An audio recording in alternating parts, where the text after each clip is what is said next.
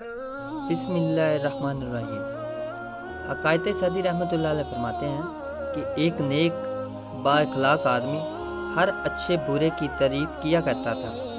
किसी की बुराई इसकी ज़ुबान पर नहीं आती थी। वो शख्स फौत हो गया तो उसे किसी ने ख्वाब में देखा और पूछा, सुनाओ भाई कैसी गुजरी।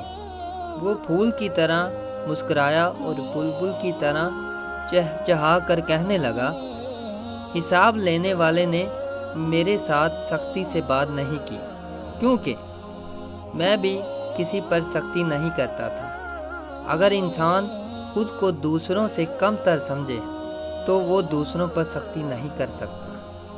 नाजरीन, अगर आपको हमारी वीडियो अच्छी लगती है तो इसको लाइक, सब्सक्राइब और शेयर ज़रूर कीजिए।